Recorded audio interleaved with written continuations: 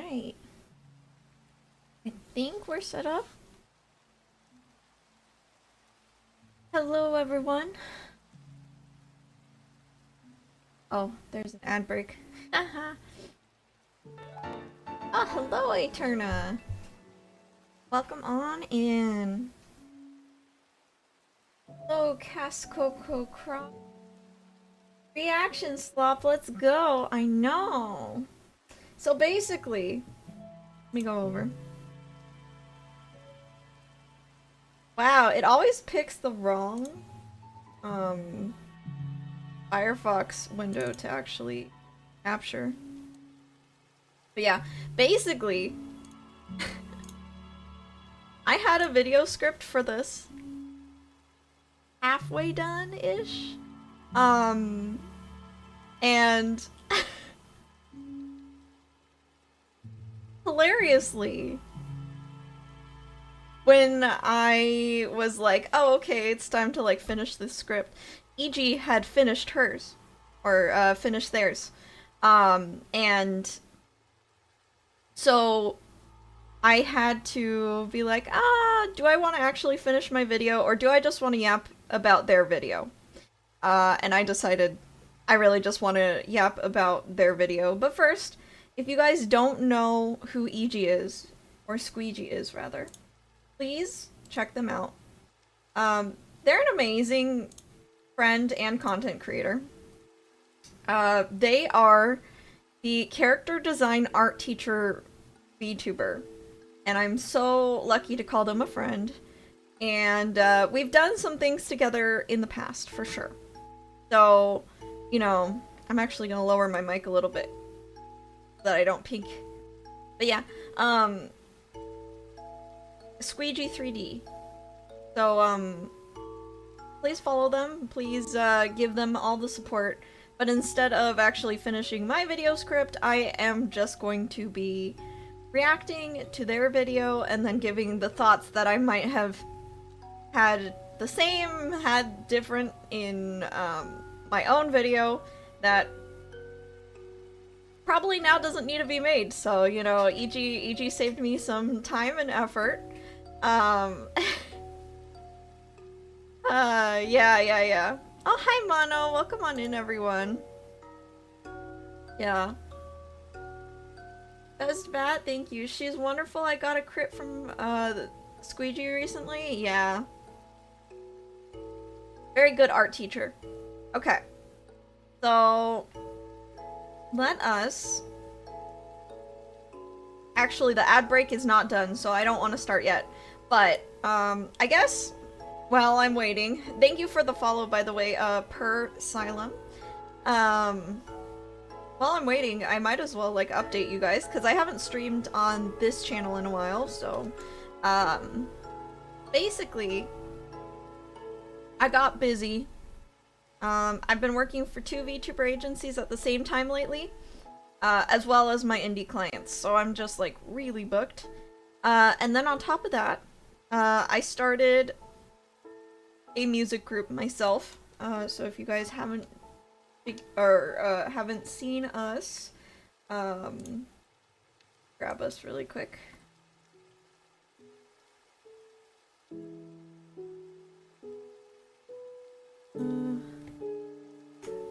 Just grab the card? No? Okay. I'll grab the YouTube, that's fine. I started a VTuber group of my own with my friends, Meister and Princess, and we do music together. So, that's the other thing keeping me busy. And essentially what I've decided to do now is, more or less try to return back to video essays rather than regular streaming. Just because, it's hard to commit to a regular stream schedule, but, easier for me to maybe commit to video essays. The problem is, I always put my clients' content over my own. So, I'm sorry to my audience who always gets the short end of the stick. Because, basically, the way I work as a manager is, um, if my clients need something, I kind of drop everything of my own to make sure that it gets done. I take a lot of pride in my work, um, but it does mean that unfortunately, uh, my poor audience is gonna get the short end of the stick. Rip, rip. But I do have another video essay in the works, and this one will get made, like, for sure, so I can talk about it, but, oh, oops. Don't end stream, what am I doing? Oh my gosh. If I go to my own channel, my last video essay was the mental weight of VTubing. And in that essay, I asked 3 questions to the audience. So I'm basically going to make a follow-up video of that one, talking about,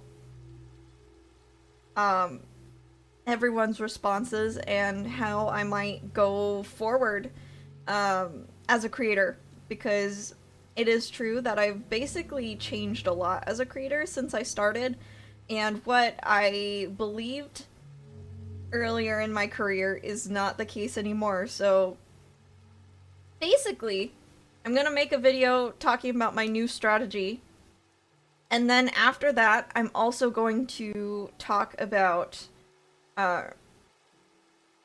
ask you guys which of my video essays you want me to update first. I know that I definitely need to update character design first. Like, one of the first ones is character design, but also my opinion on VTuber agencies has shifted. My opinion on how to make it as an indie has shifted. My opinion on debuts have also shifted. My opinion, pretty much, like, you could pick one of these, and you know. So I do need to update a lot. So my plan moving forward on this channel will be doing a follow-up video to this long video, and then afterwards, essentially, the plan will be to then do remakes of my old videos for a little bit, just to update things, because I know that a lot of people still watch my old videos and are like taking it as gospel, and that makes me feel a little bad because I don't exactly agree with old Yam's takes on those, so it would be great to have new versions that people can reference. So yes, that is going to be the plan. Looks like we're out of ad. And thank you so much, Alphonse, for the 30 months. Man, we've been going for a while, haven't we, Bat Bunch? So yeah, that is the channel update, and without further ado, I would love to get into EG's video. I have not seen it at all, but I know that EG makes amazing stuff, so I'm very excited. So yes, the link will be pinned, so if you guys want to give it a like and a view, that would be great, because this is a topic that we as a VTuber community really struggle with. So let us stop the music for a little bit and get into it. Another VTuber is Let me just get the audio called out for supposedly okay. So yes, let's see. I can get captions up. copying another's design. There we go. And this is Alright, here we go.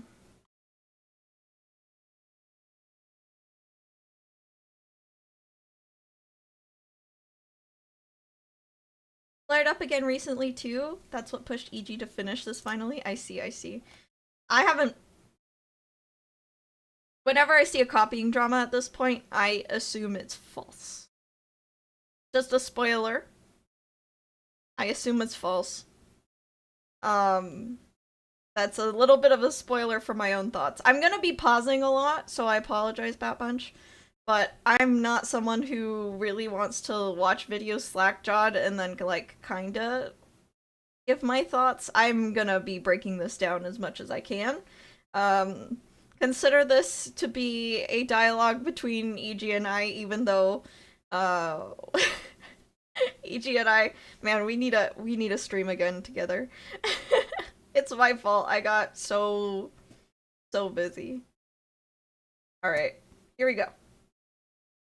Every couple weeks, it seems, another VTuber is called out for supposedly copying another's design. And this is usually followed up by the VTuber telling us that, well, maybe yes, they took some inspiration from that other's design, they are still distinct and are not intentionally copying the suggested individual. Then, the fire either dies down as others agree with them, or the masses judge them false, and what essentially amounts to a harassment campaign begins. I do VTuber design critiques, and my submission form alone for doing so has had more than a handful of submissions that were near carbon copies of popular VTubers I'm familiar with.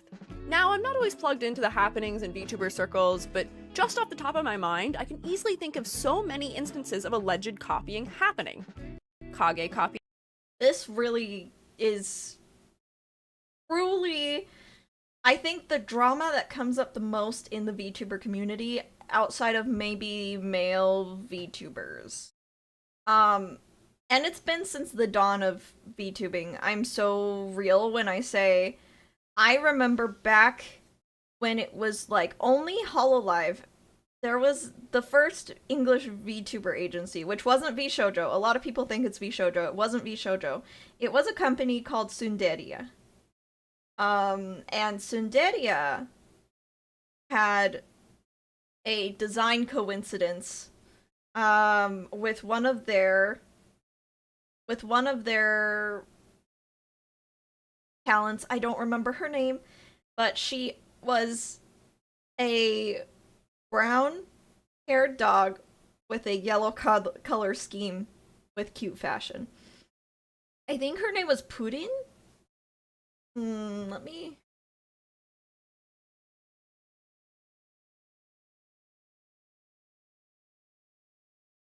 Lydia.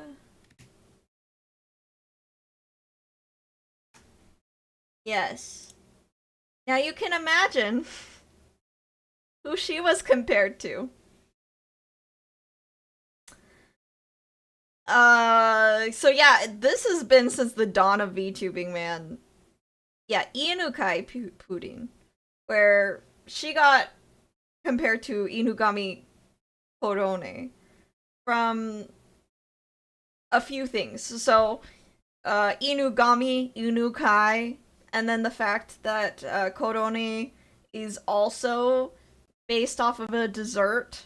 So, like, dessert puppy versus dessert puppy. And then they had the yellow color scheme as well because, you know...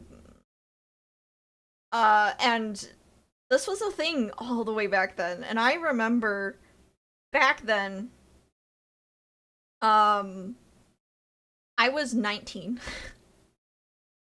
I was 19 and I was brand new to the internet.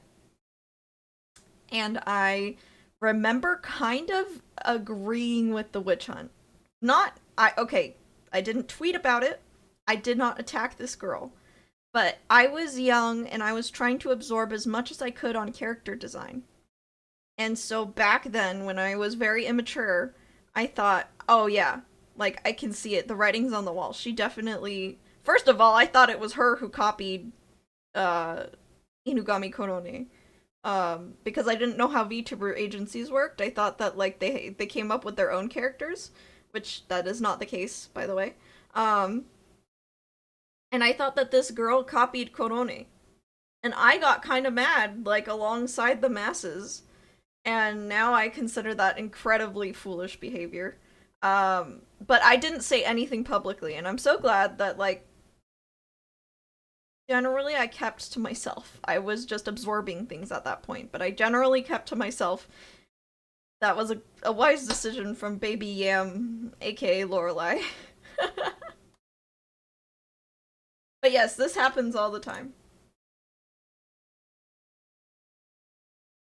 Kenji, someone copying Shy Lily, the Ram VTuber who just, like, fully stole somebody's OC design, Powder's accusation of copying, Fillian using models for merchandising without permission to do so, the never-ending claims that all sharks of pink cat girls are knockoffs, and I'm sure I'm missing some, or even a ton, because it seemingly never ends. Now, harassment is never okay. Okay, yes, wait, hold on. Because it seemingly These, what do you mean? Oh my gosh, what do you mean? Okay.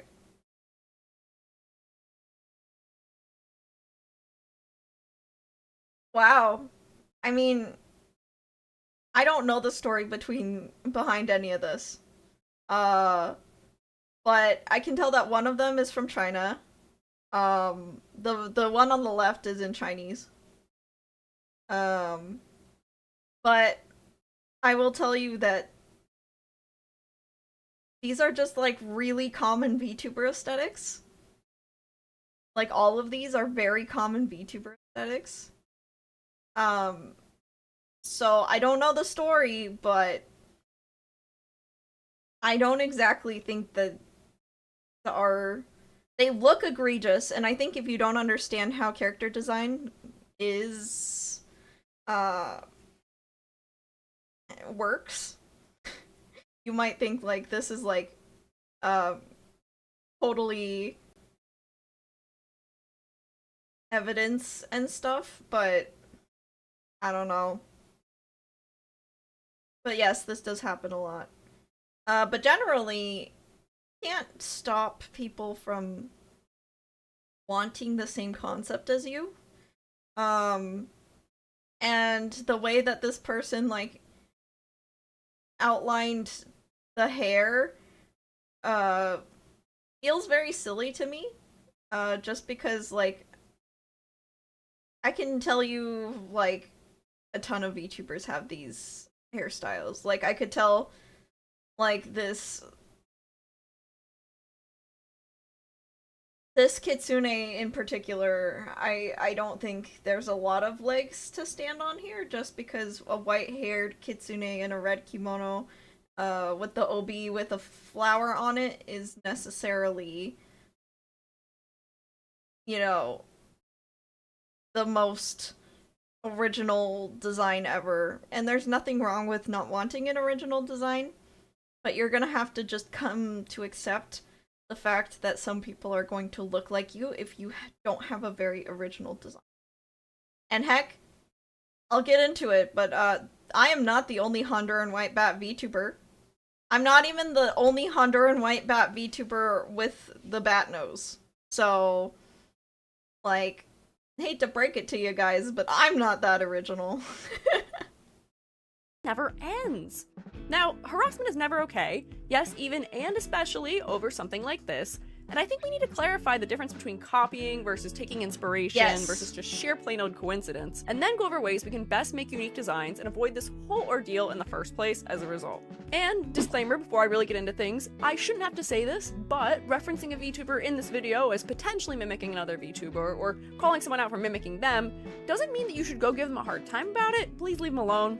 Please. And I'm not gonna go very into depth. That goes for you guys too, Bat Bunch.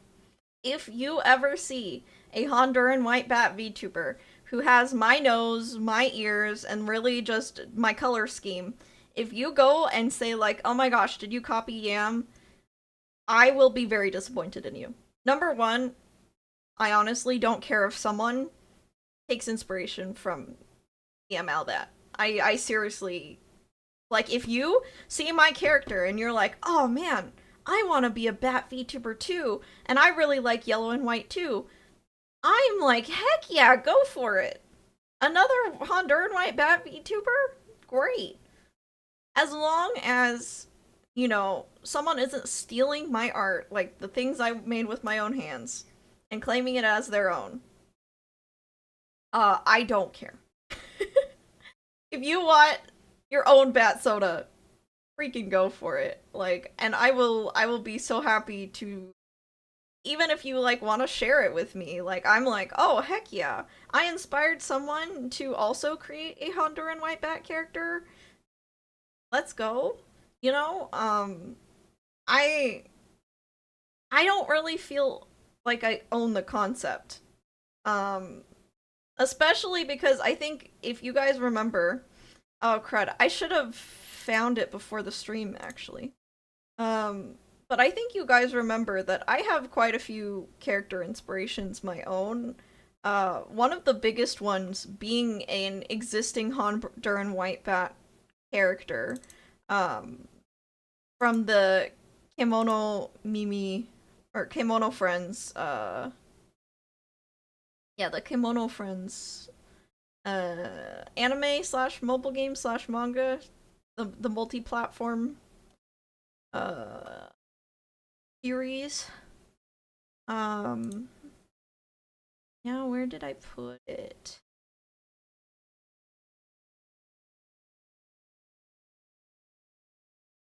Maybe? Let me see. Let me see if I can find my own copying, my own inspiration for you guys.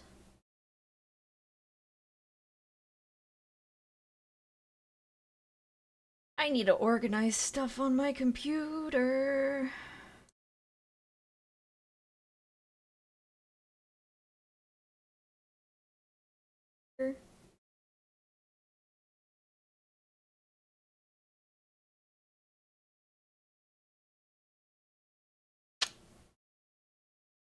Really not in graphics?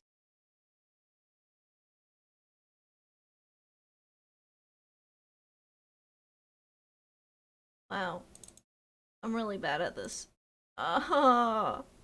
It should be here. Legitimately. Wow, I found really old commissions from me. It's not in posts. And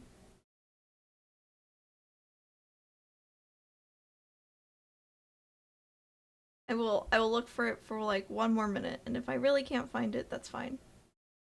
Oh! Here it is. I found it. Let me drag it into OBS for you guys. Hello, Jonar. Welcome on. Okay, yeah. So yeah, this isn't the finished post. I don't know where the finished post was, but these were my 4 inspirations for Yam's design, her 2.0. So can't even exactly call me original either. For those of you who aren't regulars here, let me grab my ref sheet so that you know what I'm talking about. So this is my regular design. I'm not always a scrungle model. But yes, if you're curious, you can see that I studied other designs to make Yam. My main inspiration in general for all of this is the Honduran white bat from Kimono Friends. If you see the streak in my bangs, if you see the shape of my ears, you will see that they are kind of directly inspired from Kimono Friends. The bat wings, the bat wing placement, the fluffy white, and the pleats of that design, the black, white, green, yellow color scheme. And even also the fluffy hair. You can definitely see the inspiration from. And then I really enjoyed Ike Evelyn's like graceful vibes, so I took inspiration and really added a lot of lace to my design. At the time, I was trying to main Anji Mito from Guilty Gear Strive, so I absolutely loved how the wide pants elevated his silhouette, so I did that for my character as well. And then wing bangs, I got that idea from a totally other VTuber named Takane Lui. So, inspiration is definitely a thing. To individual cases here, but if that's something you'd be interested in hearing, I know Toledo has a great video outlining a bunch of them. So, anyways, hi, I'm EG, and I've taught at the university level, and at many institutions like the ones I've worked at, we had very clear-cut definitions as to what constitutes copying someone else's art, especially as it relates to committing plagiarism. And as a result, I think this is a discussion we need to have in the VTuber design field right now, because the accusations just keep happening. And they don't stop happening, and they really don't stop happening. They don't stop coming, they don't stop coming. I see it everywhere. And I see people catching strays for it all the time, too. So, first, what does it mean to copy someone else's design? Copying, in a lot of fields, is defined as reusing more than maybe 3% of another's work without modification. To others, the definition is that copying is about intent. Under that definition, copying is defined as closely mimicking the work of another with a clear intent to do so. It's something that isn't always especially easy to define, as there isn't really a clear-cut line between what is and isn't, so we're often left to use our best judgment, which is tough. Sometimes, however, it can be incredibly easy to spot. For an example of this, if I'm supposed to design a character and I give you this, we'd probably pretty universally agree it's just too close to the source material that inspired it. Oh man, I love her goofy art! This is amazing! Oh my gosh, Super Squeegee. This is amazing. I love this. I love her. I love their Mario OC. Sario. Just by using common sense alone. This is not acceptable as an original design. Objectively, the silhouette, proportioning, concept, and key visual elements are all way too similar to an existing design, going far beyond just 3%. And if you saw this in the wild online, you'd likely assume the creator intended this to be pretty one-to-one with Mario, or at least to be a parody of him. And now this may seem like an example of an obviously copied design, but we've seen something almost to this very degree in VTubing before. Specifically, in more than one of the cases I mentioned before, where the copy had the exact same silhouette, proportioning, concept, virtually the same outfit, other elements of the VTuber they're mimic, but just in a different color palette with small details modified. Obviously copied design, but we've seen something almost to this very degree in VTubing before. Specifically, in more than one of the cases I mentioned before, where the copy had the exact same silhouette, proportioning, concept, virtually the same outfit, other elements of the VTuber they're mimic, but just in a different color palette with small details modified. Other times, it isn't as easy to determine as this case was. But generally, if you make a list of the similarities and differences between two designs, and the similarities list is much incredibly longer than the difference in the list, there may the design is just too similar.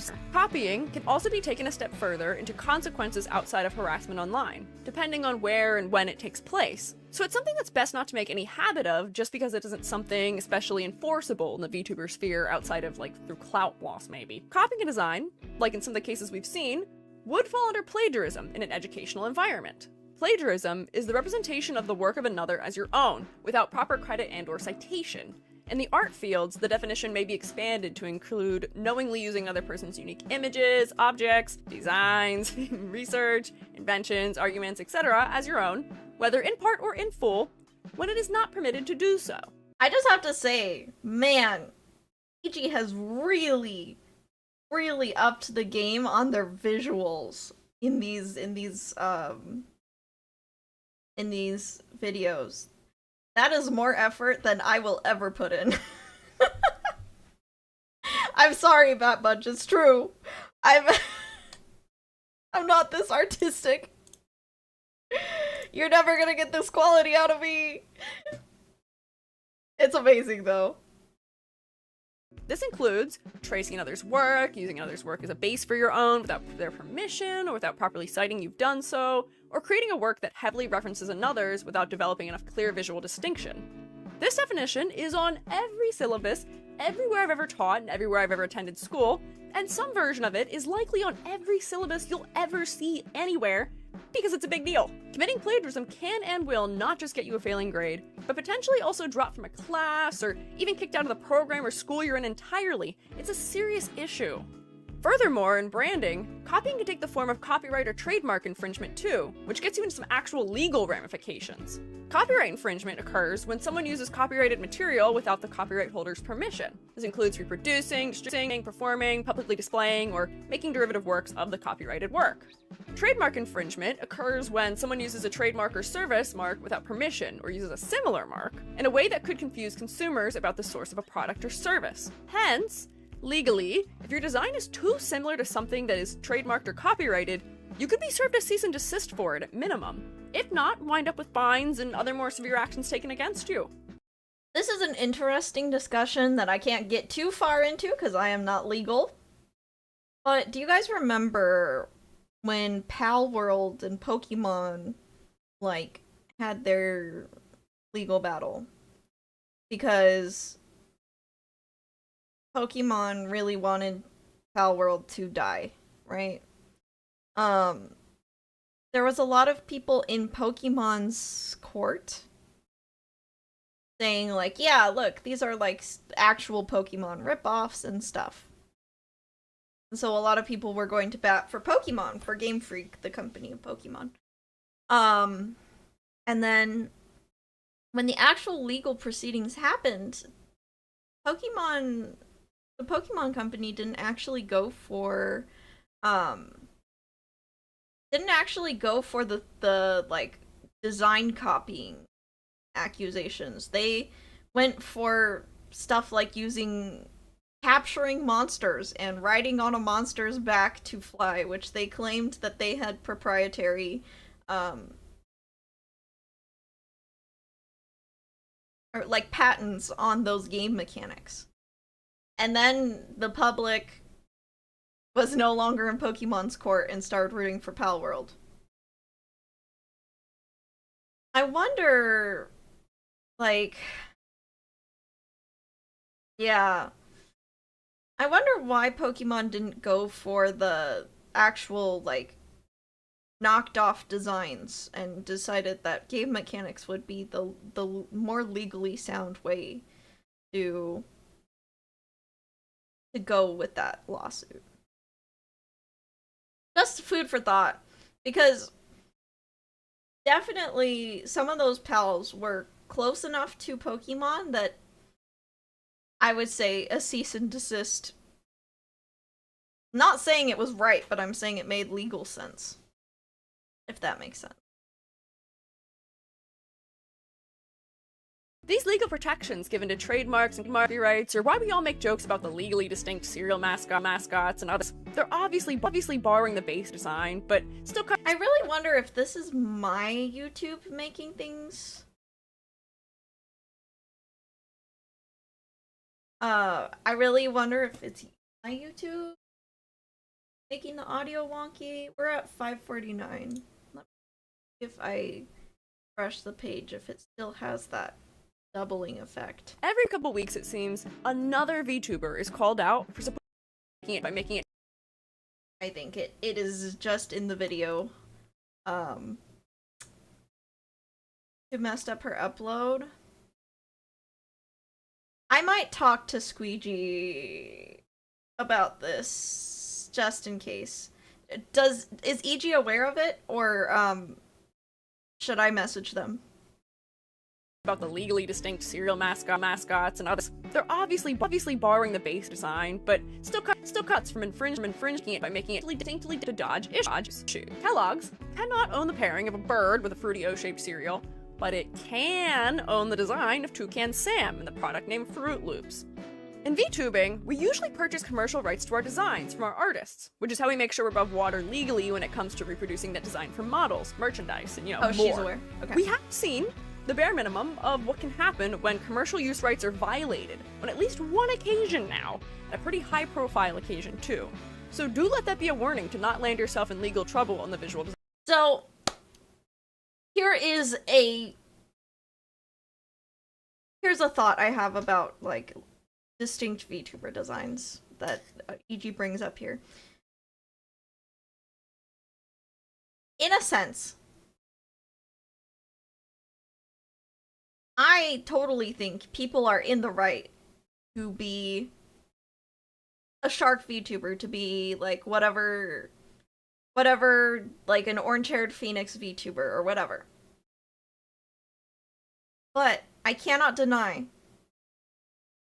that the public opinion, whether you came first or the popular VTuber came first, you're always gonna look like the legally distinct version of Toucan Sam compared to Toucan. You know? You're always going to, unfortunately, read to VTuber fans as the Fruit Rounds parrot instead of the Toucan Sam. If you go with a design that reminds people of another design, And that is something I wish wasn't the case, because I want people to represent themselves however they want. And I think that comparing VTubers to one another design-wise is very dumb. When obviously, you know, Fillion and Fubuki, they have design similarities, but obviously Fillion and Fubuki have very different personalities, right? But that being said, if you are becoming a VTuber, I think that there is some part of public opinion you can't really control. And unfortunately, part of that is the public perception of whether you remind them of another creator or not. A lot of the people who are like accused of copying bigger creators came first. Like, I have a friend, her name is Otori Azu, and she was a phoenix before Takanashi Kiara was even announced. And she has orange and teal hair. And Takanashi Kiara debuted with orange and teal hair, and I remember Azu being so like, oh man, this is gonna suck, you know? Like, if Hololive comes out with the Honduran white bat girl tomorrow, I'm sure there's some people who are going to be like, hey there, bucko. Did you copy this Hololive girl? And I'm gonna be like, I've been here a while, I'm sorry. I'm still surprised that there hasn't been a big VTuber named Yam yet. Because, like, I feel like one syllable, easy to say words are definitely pretty common. So I'm surprised we don't have a Yam yet. But yeah, it's hard because we can't do anything about this. We can't change public perception. If someone has a similar design to you and they came secondary, but they're the more popular one, you're gonna look like the knockoff of them. And the only thing we can do to kind of prevent this is to try and go with a more unique concept. But not just a unique concept, but also a unique execution. However, we can't completely prevent it. And so these witch hunts are dumb for that reason. But yeah, let's keep going.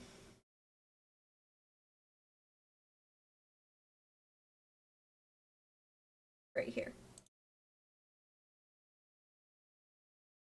In VTubing, we usually purchase commercial rights to our designs from our artists, which is how we make sure we're above water legally when it comes to reproducing that design for models, merchandise, and, you know, more. We have seen the bare minimum of what can happen when commercial use rights are violated, on at least one occasion now, and a pretty high-profile occasion too. So do let that be a warning to not land yourself in legal trouble on the visual design front, please. VTuber corporations also trademark just about everything they can, from names of agency branches to individual logos, talent names, and more. Hololive alone has over 100 registered trademarks. However, as far as I'm aware, indie VTubers aren't really trademarking their designs, likely partially because trademark databases are public, and ownership of trademarks usually has to be linked to a legal name or an LLC, which then can also be traced to find a legal name. It's definitely a privacy concern. With this in mind, just because you might not be legally violating a trademark, it doesn't make it okay to willingly mimic someone's design. Anyways, I'm not a legal expert on protections of actions for VTuber visuals, but my point here is a VTuber can't own the concept of a pink cat, a cat orca hybrid, a purple demon elf, a red demon, sharks, or any number of things. But if you execute that same concept in a way that isn't distinctly different from a pre-existing execution of it, you're bound to land in hot water still. So, after— Yeah. That's a good way to put it. Do I think that it is always the fault of the person? No. But do I understand why they have found themselves in hot water accidentally? Oh, absolutely. However, I really don't think the barrier of entry to become a VTuber should be that you study every single design that came before you to make sure that your design doesn't look like anyone else's. That's insane. That's like and that's not what EG is saying either, by the way. I'm not putting words in their mouth, but I definitely feel like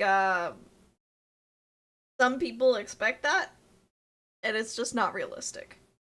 Like, I did not study every single VTuber um, before designing my VTuber, you know? All of this, pretty please keep in mind that accusing someone of copying can be a pretty serious accusation to make. Twitter can function under mob mentality. You are start a hunt. If you have concerns about someone copying your design or someone else's, please take it up with them politely one-on-one instead of taking to Twitter to stir the pot. Oh my gosh. Worst case.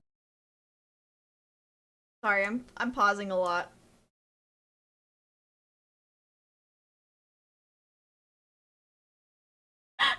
I'm not good at zooming in. Please listen to EG when they say take it up with them in private. Oh my gosh, I am okay. I am a VTuber manager. Part of my job is to communicate with people. And I absolutely cannot stand when I'm working with someone for a client and they are all hunky-dory in DMs like, yep, this was a great experience, thank you so much, blah blah blah blah blah, like, so glad we got to work together, and then they immediately go to Twitter to vague post about how awful the experience was working with us.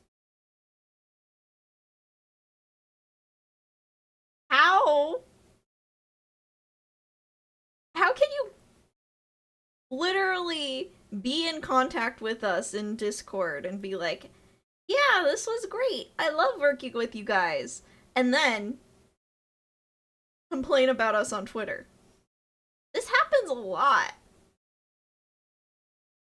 Like, just say it to our face if we have a problem. But this is so common. It is so common. So common. Where, you know, it's hunky-dory, it's all peachy keen to our face, but then, like, behind our back, talk about all the problems you secretly had with working with me or working with one of my clients. Just like, talk to me if you have a problem. I'm not, like, I'm not gonna hurt you.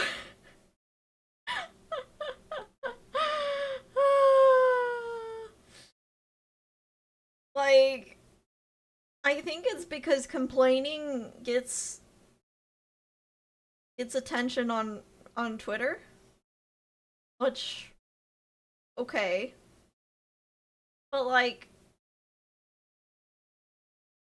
we might have been able to solve things, you know?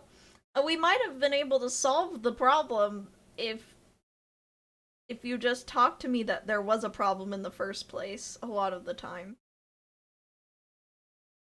And it was a lot of the time I will even check with them on something like, okay, let's say let's make up an issue really quick. Okay, let's say someone didn't like the fact that I did everything over DMs instead of in call, and they would have preferred if it was in call because they can't process information in DMs as well.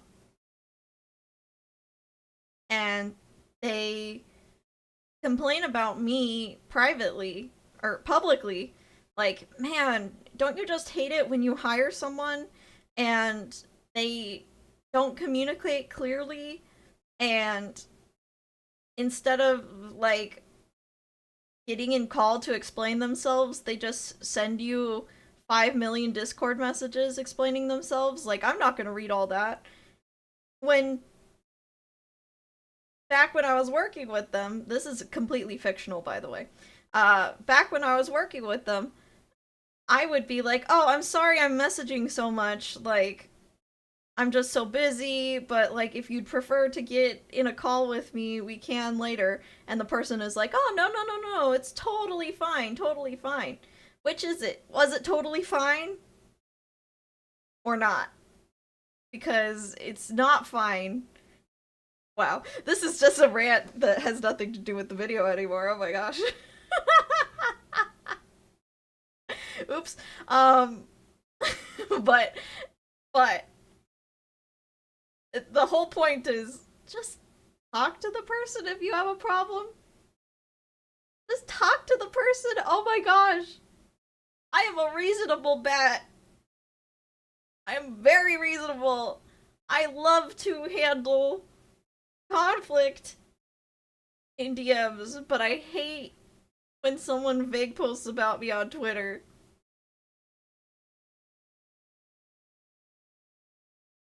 Okay, anyways, let's let's go back to the video.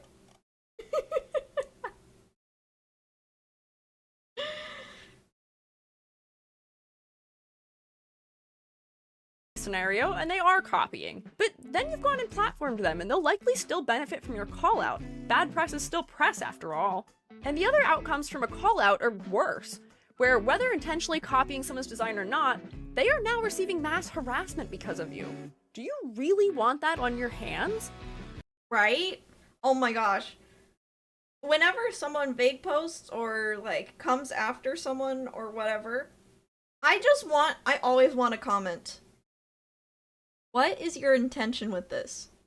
What do you want to get out of this? Like, I feel like just asking that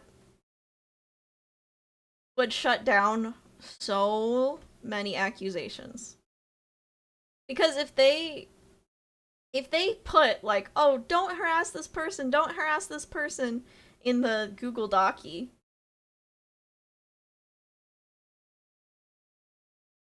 I'm like, okay, so if you don't want them harassed, what are you looking to accomplish? Are you trying to get them to change their design?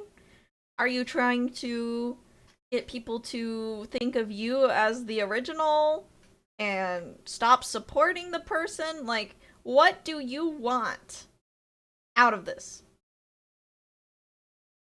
I don't think a lot of people can actually answer that question. And that's the sad thing. I think that they're just so addicted to VTuber community culture and number go up that they don't even realize that they're doing a harm, and they don't even have clear intentions with what they're actually accomplishing here. And maybe they are fully aware that they are doing it for clout, but like asking them that publicly, what is your intention with this? I really wonder what would happen. I'm never gonna do it, but yeah. If you see a post like that, I would love for my digitally literate audience to ask, what does the OP get out of this? I would urge you to not create a public scene about it, and instead address things privately with someone in a mature and polite way. Please. Moving on. Second here, what does it mean to take inspiration from something? Yeah. Taking inspiration, as opposed to copying, is using something as a reference or initial basis, but then transforming it into your own distinct output. Taking inspiration in the art fields usually amounts to somewhat referencing another image, but modifying it to make it unique, or synthesizing several inspirations into one thing, and therefore, through that synthesis, creating something new and unique. The important thing with taking inspiration from something is that the source of inspiration isn't one-to-one with the output. For example, my 1.0 design took art inspiration from two main sources, And I had 3 inspirations for the outfit.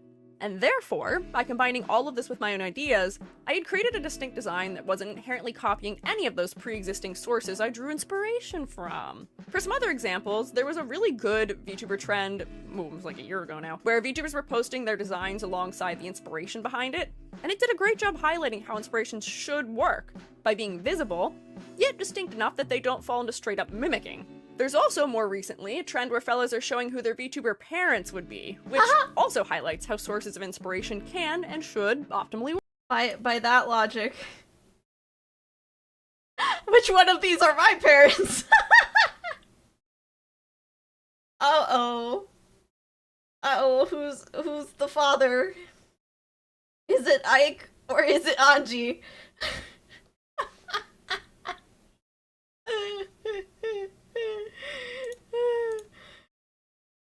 That bunch, vote in the comments. Who are my parents?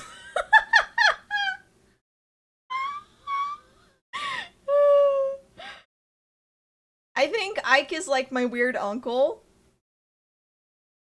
He's definitely more like the uncle who tells me, ah yes, I'll bring you to Sweden someday. And I'm like, oh really, Uncle Ike? And he's like, yeah, totally. And then it never happens, but you still remember that he promised to take you to Sweden someday. That's my relationship. I would say Anji is more like the father, and the Honduran white bat from Kimono Friends is the mother, and Takane Lui is that weird wine aunt that came to the family gathering once and told me about how she killed her husband, and then I never saw her again, and I don't even remember her name. See? One happy family bat bunch, you know?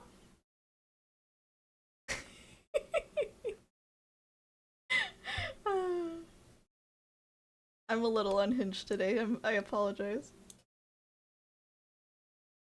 Okay. I did it. I did the trend. You happy for me?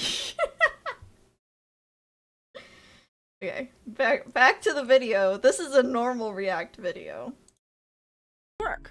And third, what are coincidental similarities in design? Well, usually, coincidental similarities in designs are the result of playing into known tropes surrounding design elements or concepts. For example, basing a VTuber design on a specific animal or item that has a very distinct look can lead to multiple VTubers based on thing sharing design aspects, just copying or directly drawing inspirations from each other in really any way, form. They might not even know exist. And this is completely okay. It happens way more often than you think, and often we can kind of tell that designs that coincidentally look similar are not intentionally copying each other too. In the art world, we often say that everything's already been done, and as a result, sometimes coincidences can just be impossible to avoid. Not all sharks are Gura knockoffs, not all sea mammals are Shy Lily knockoffs, not all pink cat girls are Nanners knockoffs. I could go on, but I think you get the point. To ask a VTuber designer to create a shark VTuber, and expect them to not subconsciously draw some level of inspiration from Gura is just nuts to require. Her design is one of the most recognizable ones in the field, and on so excuse me, VTuber designer, you can't use the color blue. You also can't use teeths for zippers. And also avoid, like, open mouth motifs, even though that's what sharks are kind of known for, is their bite. Avoid that altogether. Okay, now I also need you to avoid a tail with notches in it. Right? Oh, and don't give the VTuber sharp teeth. Don't give her, sharp hair either. Also, I know it's really tempting to put a shark fin on her head in the way of a hoodie, but you gotta not do that. The designer friend. Thank you. Like, that's how ridiculous it can get sometimes. Yeah, after all of that, they'll say it doesn't feel like a shark. Yes, there are signifiers that our human brains latch onto to say, yes, this is shark and anime girl. Like, you're gonna have to, like, realize that there's going to be shortcuts and, like, translations of designs that people will lean on. That's like telling me to not include bat wings in my bat VTuber design. You know? Hi, deckhand. Um, especially if someone knows, whether someone knows who Gura is or not, I think that Gura's design is so... Well, number one, it's iconic, but number two, it's got a simplistic interpretation of sharks that a lot of designers would lean on. Like that, the aspect of a shark hoodie that looks like a shark head existed before Gura. Anyone seen my favorite anime when I was a kid? That is now a little creepy to look back on, called Squid Girl. She has some similar vibes to Gura, even though she's a squid and not a shark. Uh, there's just some similar vibes there. Let me find it actually. I haven't seen it in forever, but looking back on it, there was some like uncomfortable scenes. So I can't say I recommend it in 2026, but I really liked it as a kid. This one, good girl. She gives girl vibes to me. Um, yeah. Um, very similar appeal. And do you see how she's got like the yes, the fins on the hat make it make it the silhouette of the animal kind of thing. Um yeah. I really like Squid Girl, or I liked Squid Girl back then. Um I'd say it aged the best, but oh well.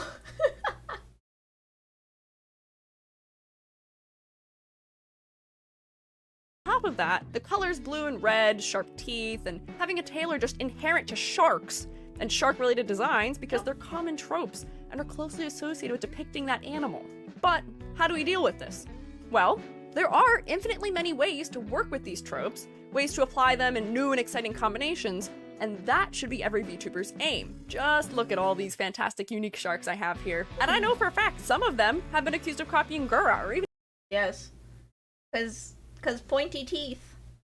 Also, I'm sorry guys, I know that like it's such a simple design, but I will never get over how much I love Artemis's aesthetic. Artemis of the Deep, the lower left one. I love Artemis's aesthetic so much. I don't know what about it. It's so simple, it's so elegant, and just like the striking blue tongue. I I love I love Artemis's aesthetic so much. I think she has one of my, I think it's just because it was so early into VTubing that I really latched on, and I was like really trying to become a better designer at that point. And she keyed me in on the concept of having one unique thing about your face kind of clue people into who you are. And so by that logic, my bat nose kind of came from Artemis's blue mouth. But yeah, shark VTubers. Um, honestly, this is the other thing that I was kind of thinking of before when I was writing my own script for this. What is it called? This video concept.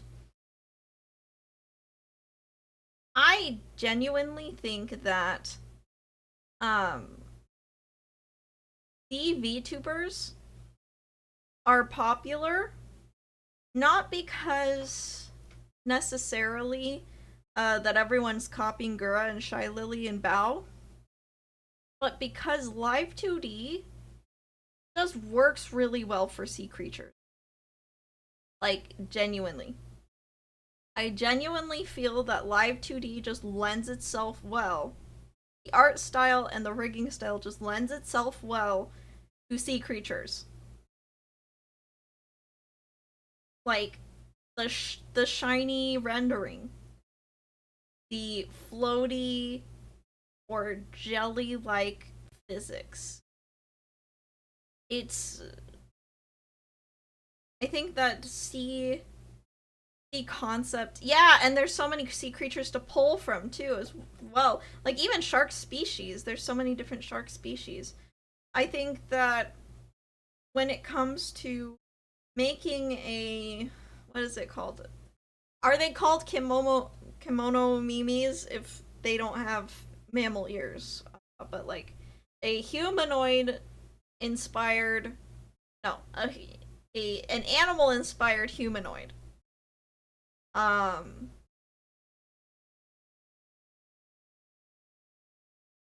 yeah, like sorry, I totally lost my train of thought. Oops. But I think that oh, thank you for the subscription, Edward. Saw the stream thumbnail talking about how Fillion never paid for her own model. Nope, we are talking about having a legally distinct character design as well as what counts as copying someone else's character. Um, but yeah, just man, actually, this is like when I'm saying that like Live 2D lends itself really well to sea creature designs. I need to show you guys. Where the heck did I put it? I saved it somewhere. Let me see. I think I put it in my server. I wanted to show you guys Bao the Whale's latest model. Um, I put it in. No. Here it is. Let me just open the you guys. Because again, this aesthetic just lends itself so well to VTubers. First of all, VTubers like really delicate and elegant elements. Second of all, they like really detailed textures because Live 2D can do detailed textures really well. And third, it's just easy to make very cute and beautiful designs at the same time. So white and blue is also a very like common color scheme. Ah, yes. Or and like the jelly water. That's another very common aesthetic for VTubers to utilize. Um but do you see how good like freaking marine life translates to Live 2D? It just does. The glowy elements also work really well in Live 2D. Like glowy and shiny and flowy and jelly stuff just work well in Live 2D. So I think that thinking, ah yes, I think that the C VTubers look the best. I want to be a C VTuber as well. Is not you copying another VTuber. Now, for the sake of your brand, do I recommend you go with something more legally distinct? Yes, I do. Because you don't want to run into trouble in the future where you are looking like the Toucan Sand knockoff. Because it's okay if, like, one or two. If you don't have a distinct username or a distinct model, it's going to make it so that people don't remember you as well, and you're going to get more copying accusations. So there are benefits to you making sure that you have a more distinct VTuber design. Yeah. Each other. But I'd say all of them are doing the right things with their design to make them sufficiently distinct from each other and her. What I'm saying here is that there's a lot of nuance to what is and isn't copying, but the big thing, big picture, is maintaining strong visual distinction from a source of inspiration. So, with all that in mind, how do we avoid copying others' VTuber designs? I mean, it sounds really simple. You might just say, don't do it, forehead. But if that logic worked, we wouldn't be seeing it happening nearly as much as we do. Right. So, here are some more actionable ways that both VTubers themselves and the artists can combat this. On the VTubers end, you do need to decide not to intentionally mimic another popular VTuber. Yep. It can be alluring, I know, to want to appeal to the same audience or commit to something similar because it's been proven to work, but it rarely. Okay. I'm gonna add a little nuance to this. If you're inspired by Calliope Mori, right? Making yourself a pink-haired Grim Reaper is not a good idea. However,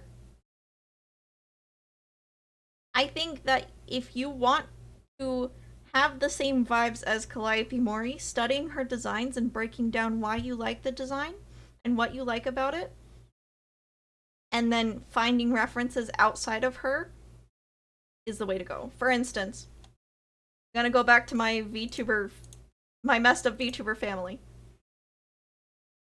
Why I liked Takane Louis' wing bangs was because it brings the wings into the upper half.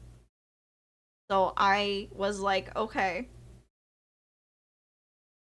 Breaking it down, Louis, I think, is a hawk, and I'm a bat. So my bangs can be shaped like bat wings more than a hawk wing. Okay, what do I like about Anji's design? I like the fact that having the really thick pants in the silhouette makes him look sturdy and dependable, and also, you know, it's very unique in terms of VTuber land because you don't see a lot of like thick Hakama pants in VTuber land, especially on like a female design. What I like is what it brings to the silhouette, so I'm gonna bring that into my own silhouette.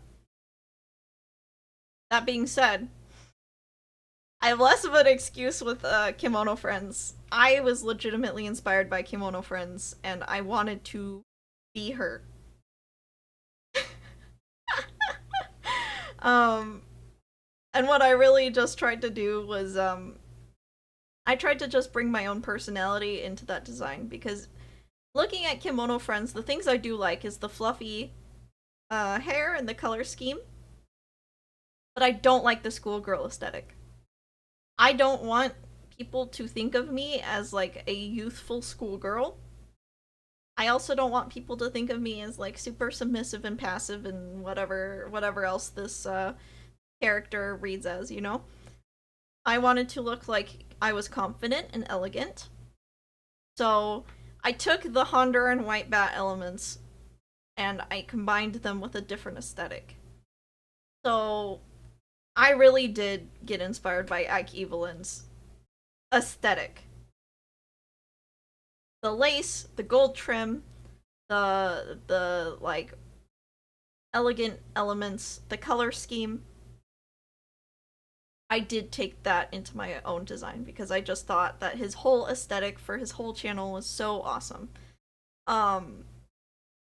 And like, so I believe that if you are genuinely like, I want to be like Calliope Mori, for instance, break down her aesthetics and figure out other references that you can take from those aesthetics. For instance, I think Calliope Mori, she's got like the fantasy Grim Reaper elements, which is one way you could go, but she's also got like the streetwear kind of punk vibes going on. Not too punk, it's more like urban wear, but like with just a little edge, if that makes sense. Especially her casual outfit. So then you know what those aesthetics are called, and then you make your own mood boards separate from that VTuber. Now, I would actually keep the VTuber up, not so that you copy them, but so that you are actually actively making sure that you're not too close to them. Consider them your anti-reference. Because, like, luckily for me, I and I were, like, a little bit different, because I'm, you know, really feminine, and he was in more masculine clothing. But I still kept his design up to make sure that I wasn't, like, lifting too much. Like, I have similar aesthetic, or I was going for similar aesthetic to him. But I wanted to make sure that I had the reference up the whole time to make sure that he served as kind of my anti-reference, make sure that I don't look too much like him. Because if I ended up like the female Ike Evelyn, I think people would be a little uncomfortable, right? So, definitely, yeah. In my mood board, I specifically have a section explicitly level inspiration, do not reference. Yeah. You really love my model? Oh, thank you. This is a scrungle model today. Not gonna lie, I did the same thing for my color scheme, the type of hair I went through. I was inspired by a character I liked growing up a lot. Especially now, I feel like I've distanced away enough from my inspiration. I've made my own beyond I can change the species of chipmunk to catgirl. Yeah.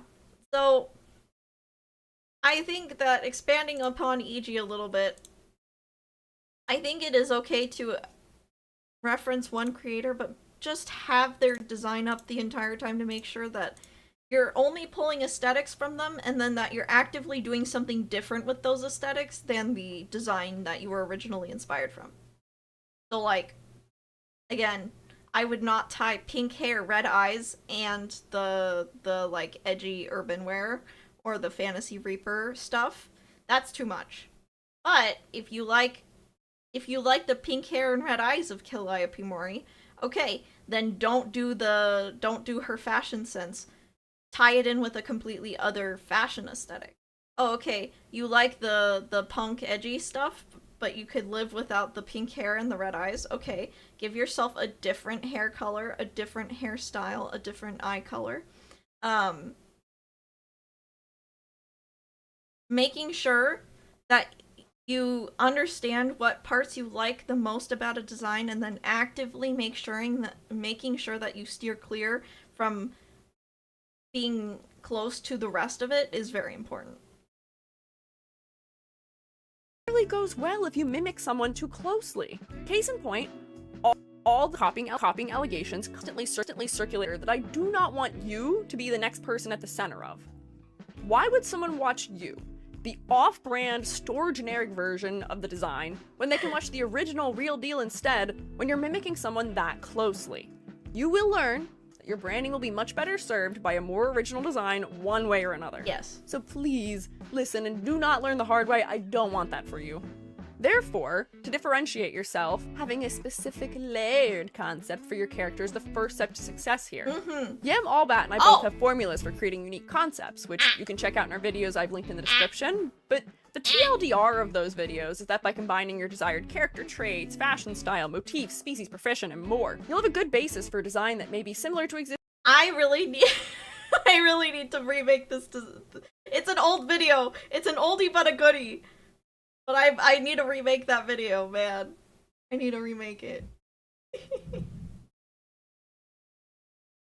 Existing ones, but with your own personal twist.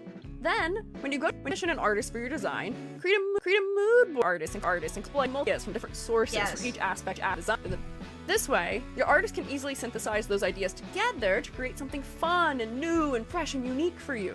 So here's a sample of my mood boards for my current model, which took the form of a Pinterest board. My inspirations were mostly real outfits or character designs, but yours can include anime characters, other VTubers, elements of really any piece of media you like, whatever you need to convey the vibe that you want. You could even be more specific with collages for individual parts of your design, like your eyes, your hairstyle, and more. So, aside from being great and helping ensure you have a unique design, it's Okay, also I love this, but I'm gonna be so real.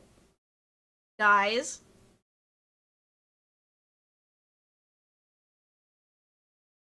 Pinterest is an Ouroboros at this point. I love Pinterest. It makes the initial concept easy, but at this point, Pinterest, especially for like Japanese kawaii fashion and stuff, is an Ouroboros. It's in a death spiral of just like being over. It's like, man, this is like the worst way to put it, but it's becoming like the gene pool isn't varied enough. Um, and you're gonna end up looking like everyone else if you just reference things off of Pinterest now, which sucks. But it's true. There's like there's just not enough on Pinterest to really come up with something unique anymore. Um and yeah, the AI infinite feedback loop, thank you. Yes, that's what I'm talking about. Where all the references are just like based off of each other. So it's just like it's not good anymore. Unfortunately, I love Pinterest. It was like my only social media before becoming a VTuber, other than Tumblr. Um, and I think that mood boards are very good, but be careful. Make sure that make sure that you're varying the places you get your references from and not just Pinterest anymore. super duper helpful to your artists too, because it provides them with a clearer idea of what you're aiming for, so everyone wins. On the other hand, as a VTuber artist, you do also need to look out for your clients, as they may not know the troubles that could befall them for having a design too closely mimicking another's. I had several commissions like this. Because I do design consultations. Some people can by the way, if you ever want a design consultation, you can look at them on my VGen. But yeah, some people hire me specifically to look at their designs, critique their designs, and improve their branding, or help them find a direction for a rebrand. And there have been several times where I go in with a client, they pitch me their idea, and I'm like, I am so sorry. I don't recommend you go with this. And they're like, why? Oh no. And I'm like, have you heard of insert VTuber with 200,000 subscribers here?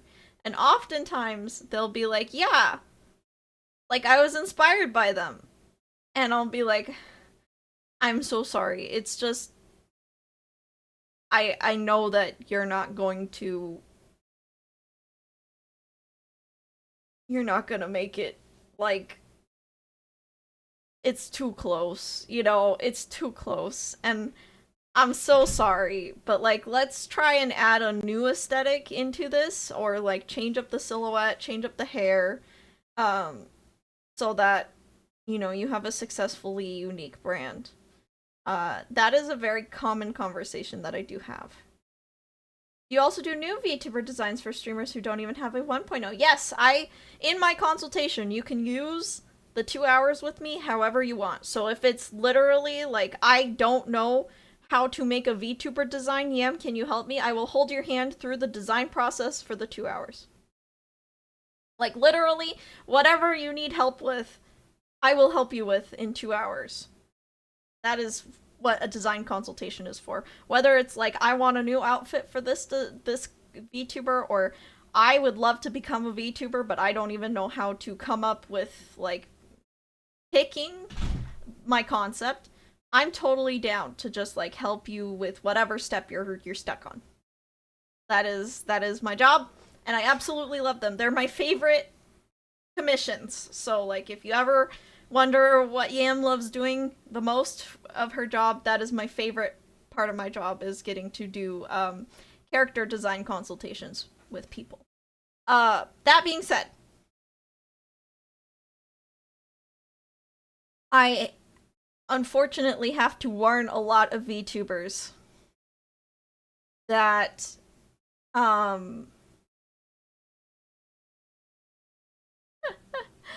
unfortunately have to warn a lot of VTubers that the concept they're going with is not going to successfully be distinct enough from who they were inspired by. There is the odd case where people were not aware that the other bigger VTuber existed, and they just happened to come up with the concept. But yeah, Aeterna, you can DM me about it, or you can search Yam Albat on VGen. Those are the two places. Or you can email me. Like, all of them are fine.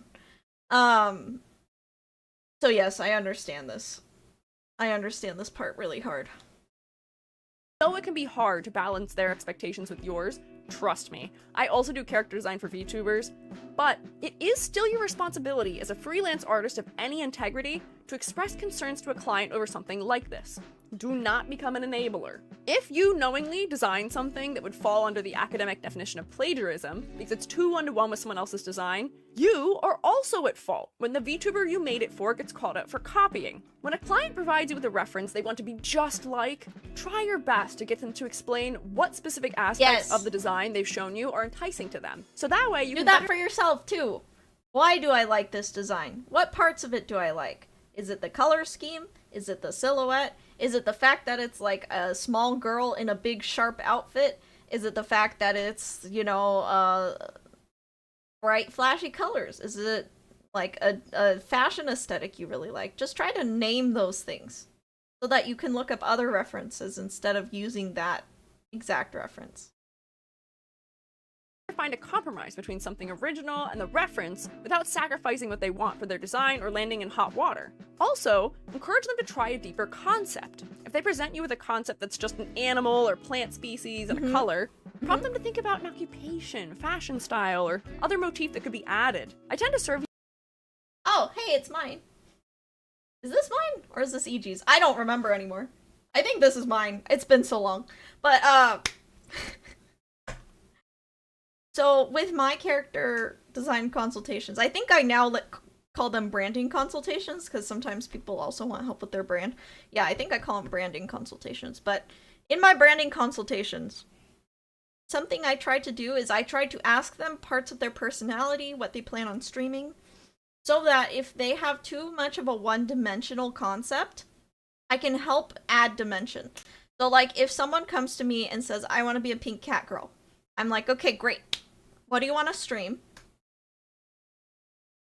And what are your interests? What are some of your weird hobbies? What are some of your weird interests that you don't even talk about on stream? And if the client is like, so, you know, growing up, I always wanted to be an archaeologist. And, you know, I really like dinosaurs, and I have a lot of random facts about dinosaurs.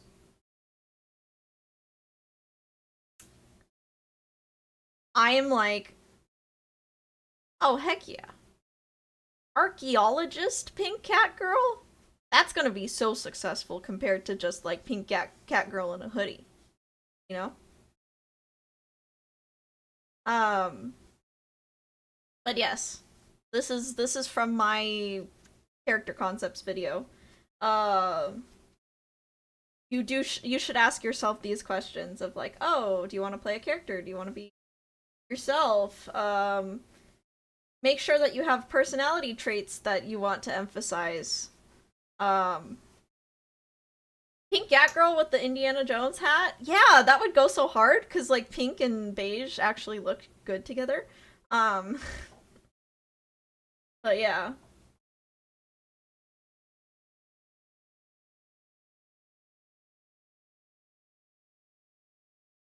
I don't remember what I was saying, but hello, Foolish. Welcome on in. Yam's VTuber concept worksheet to get them thinking more creatively in this department. And don't be afraid to show them other inspirations or references that you think would benefit them to bring into the design. Often, the best way of getting someone on board with changes is to show them just how well something else they hadn't considered might work. At the end of the day, though, I do understand. Sometimes there's only so much you can do with a stubborn client, but at least give it the old college try, to try and keep your own butt covered should it become an issue down the line. So I have had an issue at one point.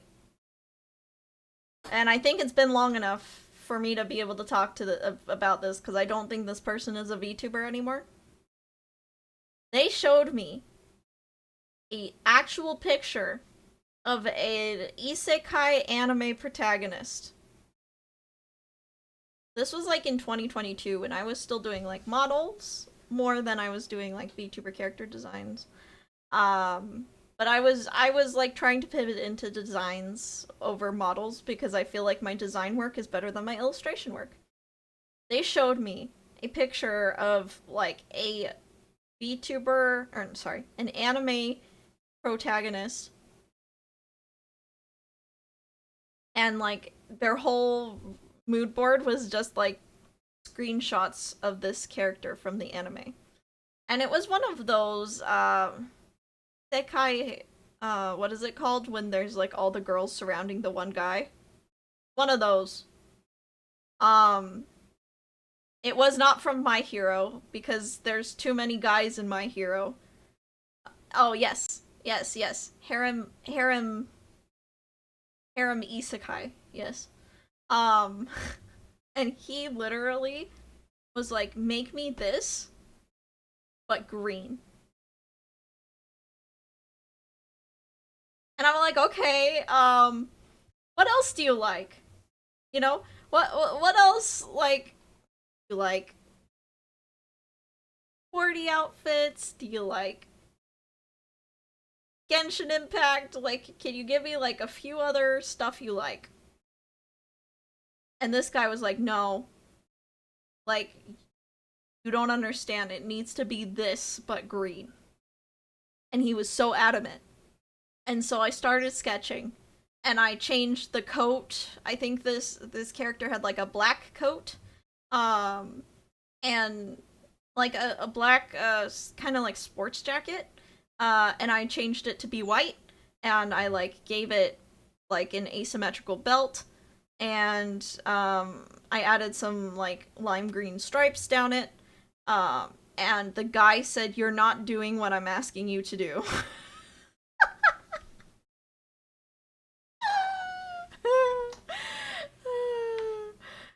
Like, he really meant draw this character but green. Like, he really meant, the moment I started designing, he was like, no, that's not what I wanted.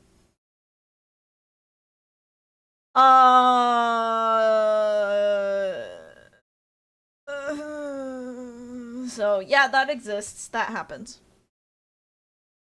for fun and to illustrate some of my points I've made here, once upon a time, a year ago, a character designer friend and I decided to tackle designing VTubers based on a very common trope I'm sure you're all familiar with, to prove there's still new and fresh ways to handle even a concept as saturated as this one. So up first, this is Billy, my bestie who designs for Western cartoons and animation.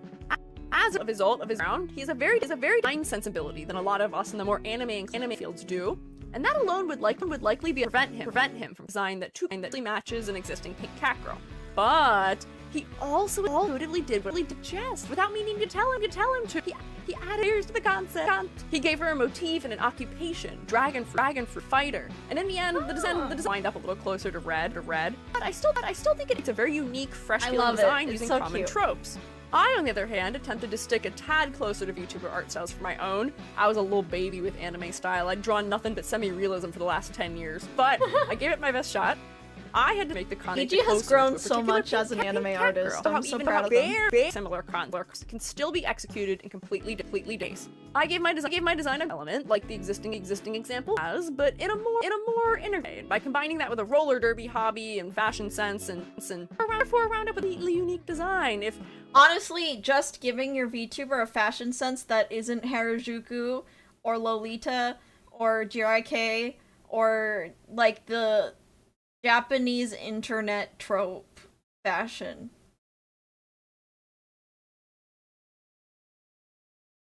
will go a long way. And I am not immune Ha ha ha. Wanted to let you know there's an echo. That is not on my end. This is unfortunately how the video got uploaded. It's not EG's fault either. Um, but really, we're using this as a vehicle to discuss, uh, unique character designs, copying, all that kind of stuff. So, I'm not too worried about it, but thank you, Cynthia. Also a little more lavender, maybe. But here I am over a year later after designing those two cat girls, and I really wasn't satisfied that I'd sufficiently proved my point, and I also can't look at that old design, it hurts me. So I designed another treat. Here we have the Italy ghost themed cat girl. Please notice, she is still very distinct from the existing pink. I really love. Okay, so I can tell that EG thinks of things as they would be in the real world, because I can tell that all of this was constructed as if it is actual real life outfit. I really love that she brought. I've seen those freaking lace shorts, and I've wanted to put Yam in them. I saw those on Pinterest, and I've always wanted to put Yam in them because I love them. This is actually an outfit that if Yam had a casual outfit, this is what I would want it to be, but with bats instead of cats. I really love that she made a logo for the VTuber, like the cat ghost logo, and then just like brought it in to the full design, like the whiskers. That's just so inspired. I love it. I feel like EG really succeeded in specifically appealing to what VTubers want with this, with like their common, like with what's popular for VTubers, right? The giant hoodie, the kawaii fashion, that kind of stuff. EG successfully tied into this design that is also very distinct, which is tough to do, and I think that EG's been getting better at it over the years. I have not been practicing nearly as much as EG on actually designing VTubers, but I went with a different direction in my career, you know. So making your character independent of an art style is my recommendation. If your character is distinct before you fully express themselves through clothing, you can change your design outfit without changing the core idea. I agree. EG really drives home the point to make the clothing look realistic. Yeah, like something that would genuinely exist. That is something that I think they really succeed. Girl are the concepts from, and other two examples.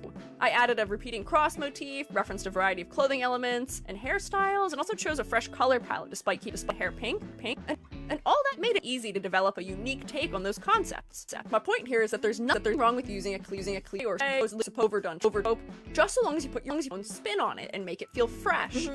Overdubs are overdone for a reason, after all. It's because they're strong in their design elements. I remember they resonate this! with viewers and often just fun for artists with. So, with all that said about what copying is and how to avoid it, I know there's still the saying that mimicry is the greatest flattery, but I'd be inclined to say that it doesn't always feel like that when you're the one being copied, and that from a legal or academic standpoint, it is just flat out false. It's theft. Truly think about how you'd feel if you found out that something you spent hours, days, blood, sweat, tears, and money on was copied by someone else. I think I'm just I'm a little different here. I understand why people are upset if they get copied. I personally am not someone who really gets terribly affected by it. Maybe it's just because I come from a little bit of a different background, which is classical music. Classical music was my main thing. It's what I majored in. And your goal as a classical musician is to be able to copy as close to the original as possible. So I don't know.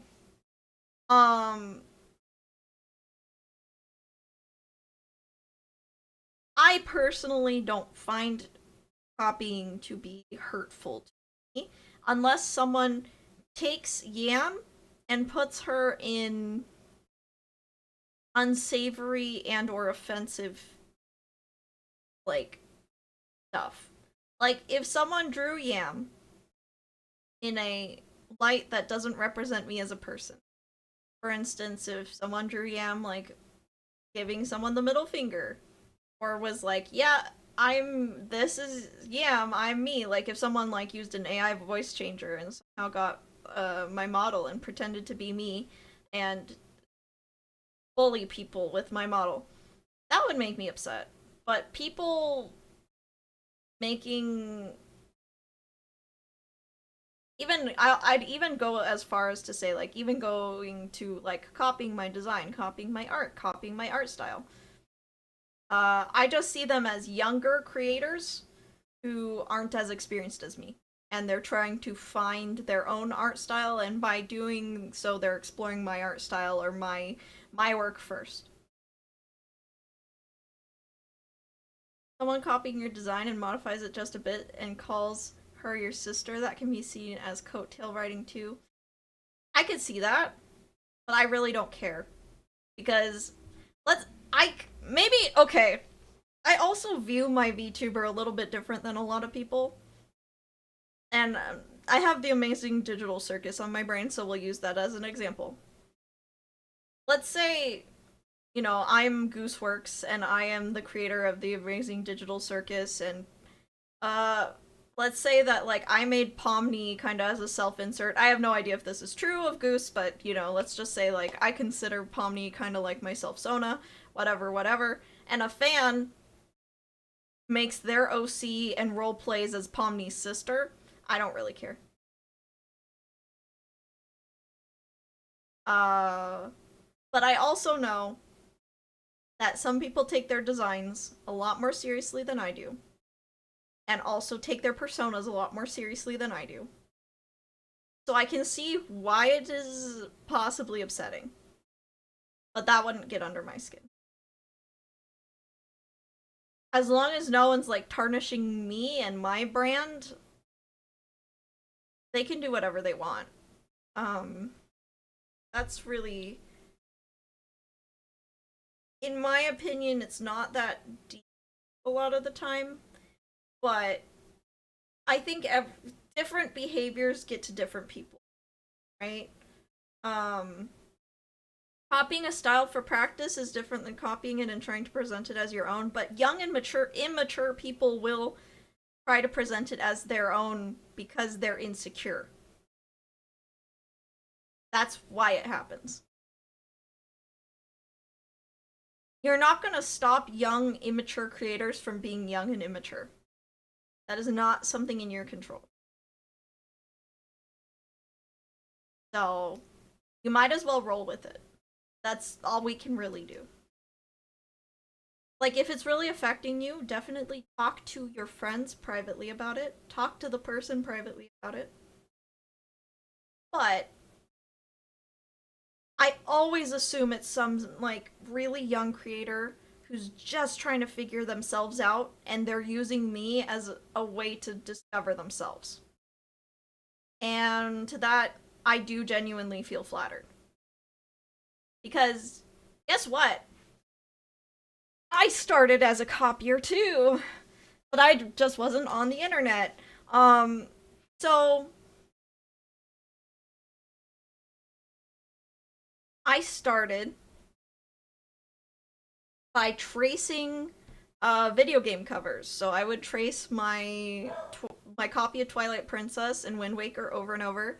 I would trace whatever I could find on specifically Photobucket. I would trace other people's art.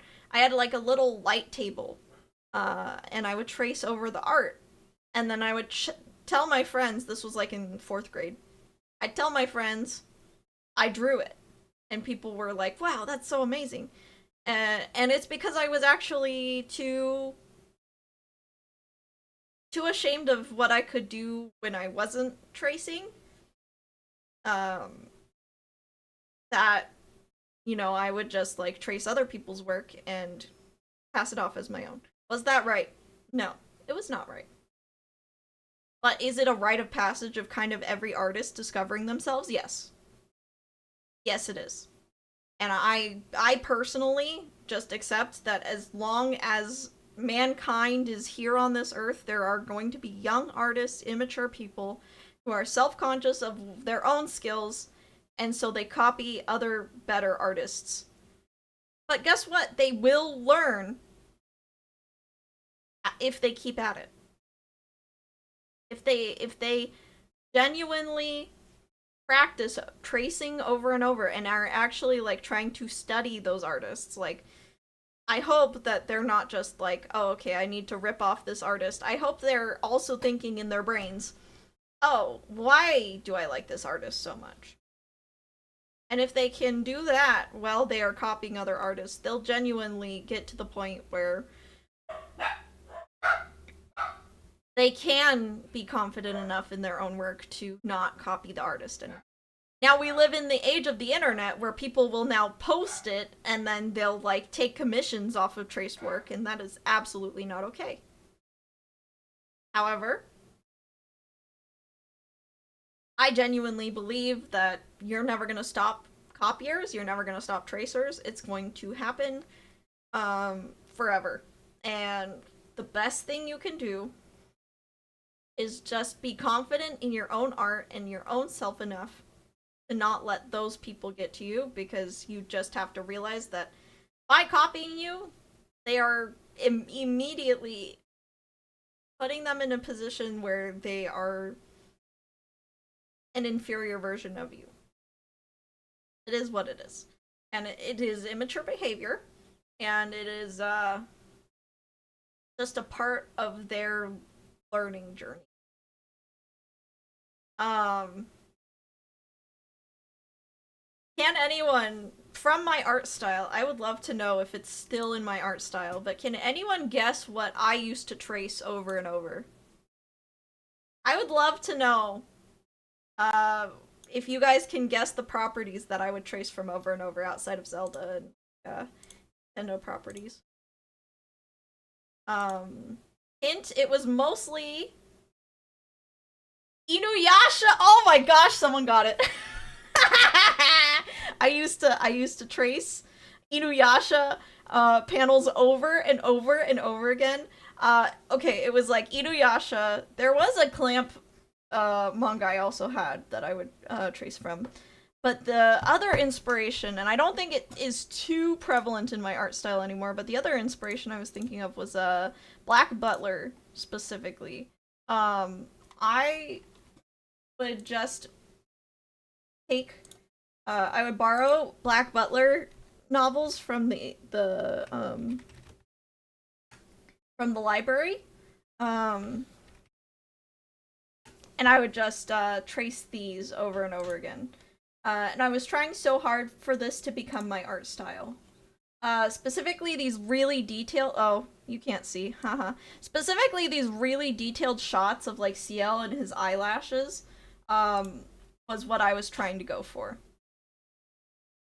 Don't watch the Black Butler anime. I really think that they really butchered the story really badly in the anime. I mean, you can be the judge, but this was what I was going for in high school for specifically the eyelashes and the really, really detailed anime. I used to think like the more detailed the better. Yes. Snake. This specific character is probably where Yam's white eyelashes comes from. And I'm so real when I say that. I really, really loved Snake from Black Butler so much. Specifically those eyelashes. But yeah, I would trace. I basically learned art through tracing. And so maybe I'm like,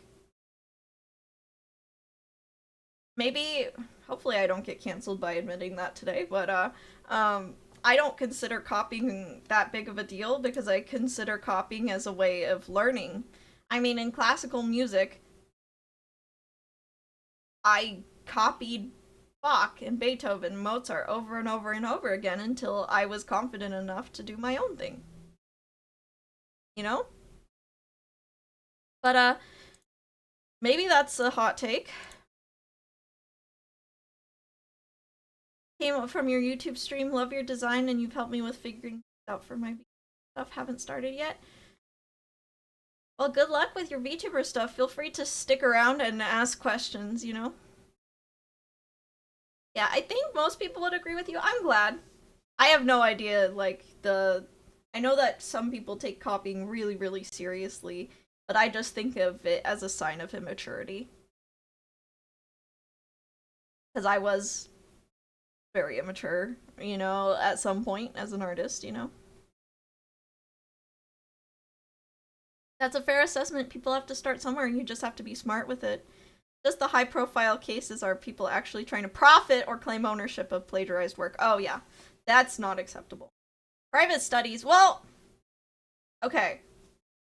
They were quote unquote private studies, but I was also using it as bragging rights at school and like among my friends, you know? And if someone asked me if I was tracing, I would be like, oh, what? No.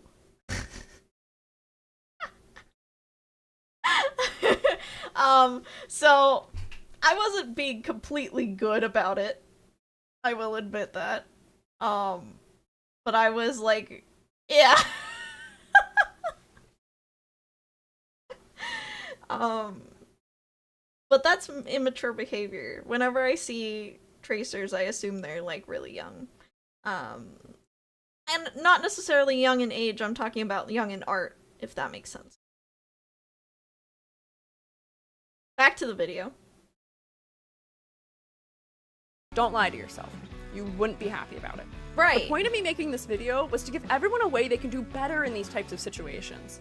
VTubers, don't copy others. Please, it really should just be that simple. This isn't a difficult ask. Aspire to be more than just adjacent to someone, and I promise it'll be much better for you in the long run. Okay. That being said, I'm not defending the tracers and the copiers. And I genuinely think that telling these people that by being confident in your ideas, you will grow more and you will eventually come to accept that what you make is worth it. Is worth saying. Even if I would rather you make something more rough around the edges, but all your own, because you will grow more that way. I think that when people aren't confident enough in their own work yet, they're afraid of showing their original ideas. And so they go with something that they think is safer, or more tried and true. Young at art at Hobby Lobby. Yeah. I agree, yeah. Copying only against you, slander, drama, or AI accusations. And it is very true that, like, as we go into the era of AI, it is genuinely better to have something sloppy but human-made than polished but generic. I think we will get very fatigued from the polished but generic as more and more AI art comes in. So I think artists who want to survive are going to have to come up with more original ideas. Just in general. That is the direction we all have to go, whether we like it or not. Because pretty but generic is kind of a market already taken by AI, which, you know, sucks. I feel bad for those people. But yeah. I think and honestly, to talk more on like the tracing and copying perspective from my eyes, I group those AI artists in the same exact spot as like the copying the tracers who lie about it and whatever. Again, when I was copying and tracing, I didn't have the internet. I was just doing it for stupid school clout points that no one cared about. But like, with the age of the internet, where people are like genuinely trying to get a platform off of stolen work, that is a different thing, you know? But I still think that it's the same kind of immature mentality that drives people to do that. Tracing, copying, AI artwork, it's kind of one and the same. It's the same attitude of my ideas and my skills aren't good enough. So I'm going to pretend like I have the skills of someone else because I'm not confident in my own work. And that usually comes from young people, but it doesn't necessarily have to. And in a sense, I almost feel like copying and tracing is just a little bit above AI art because you will at least learn something by doing that. But AI art will actually teach you. Artists don't enable VTubers to copy others. If you see it happening to the client, try and steer things in a better direction. Community members don't send a VTuber a million DMs when you think someone is copying them. There's no way that's good for their mental health, and you're putting them in a tough spot by calling on them to address it. And to everyone, don't go making call-out posts over this kind of thing. Be a responsible, mature adult and take it up with someone one-on-one if you have a concern. It reflects. We could literally sum this entire video up in be a responsible and mature adult. It's not gonna happen. But we can ask. How many tracers could a tracer track if a traced? Again, be smart about it. Actively learn from what you're copying. I agree.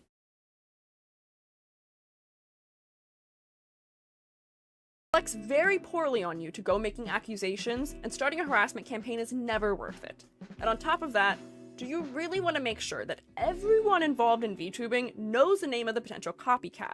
Because I would think not. So fellas, let's be smart about all this, please! Yeah. Did I write this script out of frustration when I was grading my students' finals like more than a year ago in May that included a plagiarism of Chainsaw Man? While my Twitter was being flooded by a copying accusation fiasco for like the 10th time that year already? Maybe. Did I just decide now, more than a year later, to go through with this script because I just had to contact a 30th person who has submitted an almost one-to-one copy of another VTuber's design to my design critique form? Also maybe. I'm losing it a little bit. This topic seemingly never ceases to be— Thank you for doing the Lord's work, EG. I look up to EG a lot for continuing to help people with their VTuber designs in a way that I cannot offer. I am definitely someone who can help with concepts and I can definitely design. But I think that genuinely EG's critiques are on a lovely professional level that I could never, because I'm not as art industry minded as EG. I am much more VTuber industry minded than EG. So I really appreciate EG offering things that I can't, you know? Melizande says, I think social media has, when I was younger, if I trace something. I was just excited that I could create something that looks really cool, but at the same time, I was super jealous of my friends who could do it for freehand. I definitely recognize the value difference. I definitely wasn't thinking about it from a business standpoint or of trying to create a public social media following. I think a lot of these issues pop up. Yeah. Also love your stream overlay. It looks nice. I do have stick legs. Ha ha ha. But yes, honestly, so I think you guys know that I have an older sister. My older sister was more visually art inclined than me, and I was more of the music kid. And you know how like kids love to put people in boxes, and I kind of like, honestly, I was kind of like felt inferior to my sister because of how great of a visual artist she was. And, you know, visual art was her thing, music was my thing, so I felt like I couldn't exactly become the artist that she could ever. Which is what kind of led me to tracing to quote-unquote improve quote-unquote quicker. Basically not not showing my current skill level freehand, only showing my tracing skill level. Because I felt inferior. Yeah. Hello, Storming Shauna. Welcome on in. Yeah. So, that was what kind of led me to tracing. Was I felt inferior and I felt self-conscious of my own skill level. And so it makes sense why people start tracing or doing AI art or whatever. I really hope that they do tracing instead of AI art if they're going to be dishonest and whatever. But I really want people who are tracing instead of like witch hunting the tracer. I'd really love people, especially artists, to come alongside them and help them learn. That's what I wish the response to tracing was. Because that's all I needed.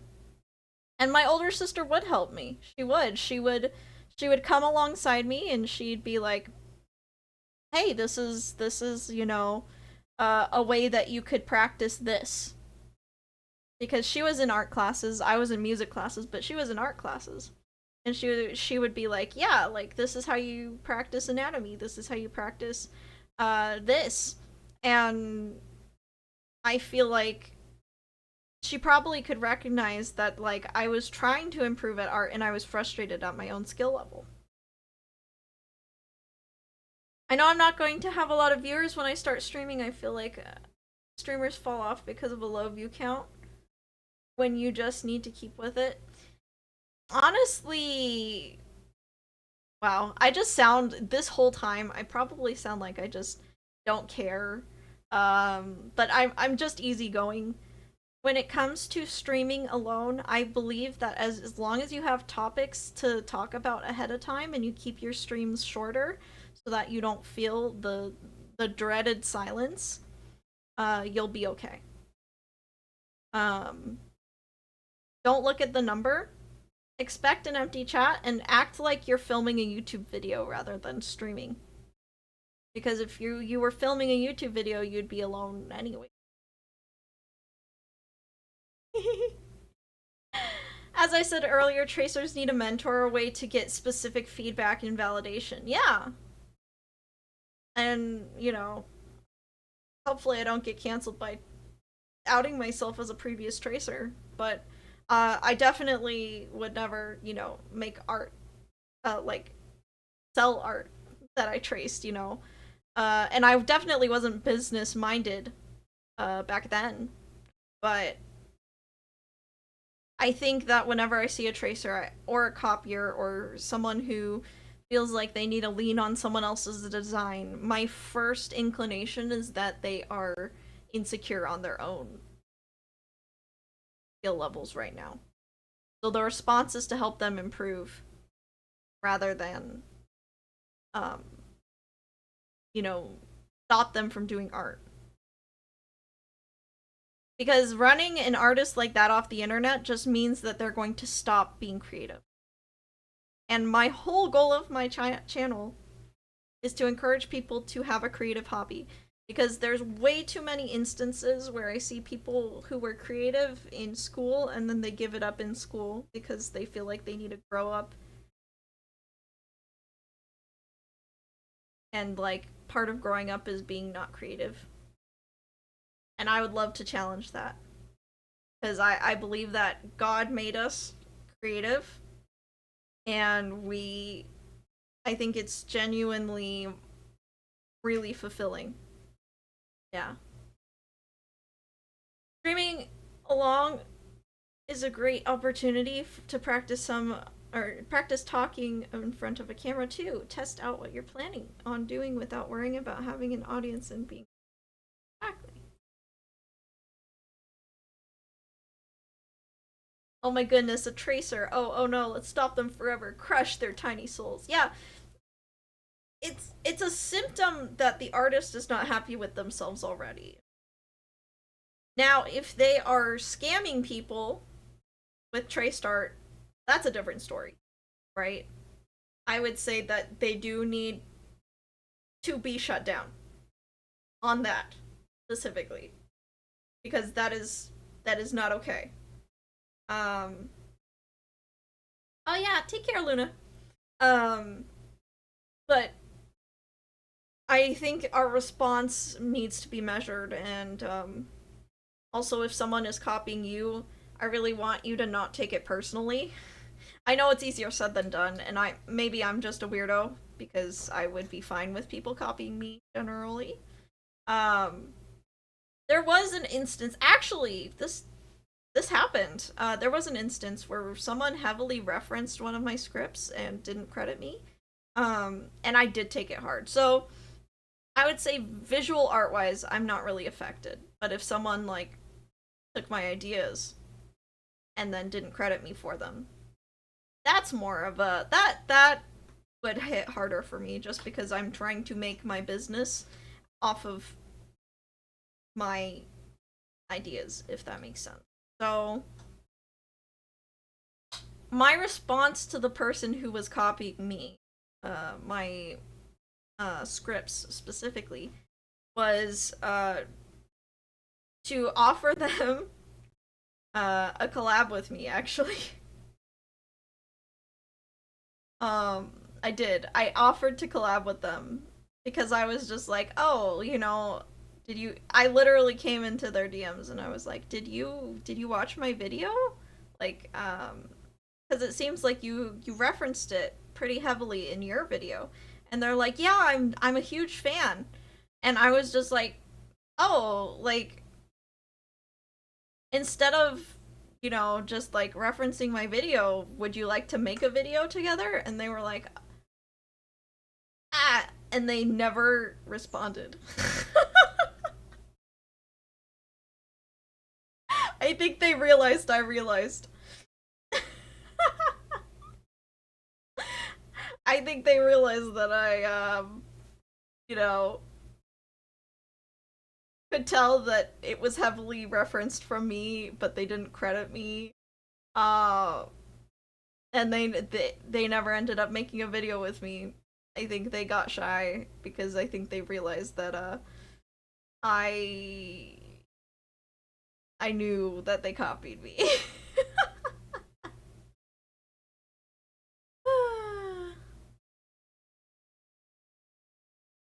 Yeah. Irrelevant, sadly. So, for the sake of limiting the psychic damage I take, if nothing else, please consider taking the things I've mentioned here to heart. I hope this got some wheels turning for you in some way, or at the very least served as a warning. If there's other topics you'd like to hear me talk about, VTubing, art related, otherwise, do let me know in the comments. I'm sorry I abandoned y'all for like a year when it comes to long form videos. I definitely lost inspiration and the willpower to edit for a hot minute there, but I'm making a comeback, I swear. It's the freaking video editing. That's okay. If you guys haven't seen lately, I've been doing more 3D stuff for my video essays. And it's specifically because my 3D model is legitimately easier to edit than my 2D model. Because my 2D model bugs out sometimes. And then I have to wait for it to stop bugging out. It's a thing with VTube Studio. And then the other thing is the fact that I can just change camera angles on my 3D model instead of having to do manual zoom-ins. Now I'm sure someone could help me set up my 2D model to do the same thing, but I don't know how. So I've just been doing a bunch in 3D for now, just because anything to make my editing easier. I have this hypothesis that the tendency to run people out for quote-unquote doing it wrong, tracing, or even just beginning in the quote-unquote wrong style indirectly set up the conditions for the AI companies to swoop in. Look at all of these disillusioned creators. If you buy our product, you will be creative again. Yeah. Genuinely think that. Okay, this is gonna sound pretentious. Get your beanies out and like snap for the poetry. Whatever pretentious art student trope you want to put on this. I genuinely believe that we need to protect human creativity at all costs if we want to thrive as a society. I genuinely believe that. And when I see that human creativity is in danger, it makes me really want to encourage all types of human creativity, even the ones I don't morally agree with. Like, I am a Christian. I follow a very certain set of moral guidelines for myself, right? But you're not going to see me specifically like calling out artists for drawing things that I do not agree with, because I understand that I'm not going to make everyone uh agree with me on my ideals, yeah. But at the same time, I would rather someone express themselves creatively than not express themselves creatively. And I would genuinely rather see a project get made, like, for instance, really topical, are the cartoons. I think they're called Has Been Hotel and Hell of a Boss, the Vivzy Pop cartoons. Now, you guys know that that is not something that aligns with me, what I enjoy. Um, like it is like the anti-am in terms of humor, in terms of a lot of things. But am I excited that indie animation is getting a spotlight and that it's getting picked up by larger companies? Heck yes. So do I support those cartoons being made? Yes, I do. Just keep them away from the kids, please. Please. Don't let your children watch them. But like we really need to support human creativity of all kinds. Otherwise, if we discourage human creators and we discourage them at a crucial point in their lives, like let's say they were a teenager and they planned on being, an artist, and then, they were discouraged, and they changed their whole life trajectory because of it. I feel like we failed. We failed that person. Yeah. Um, what was I saying?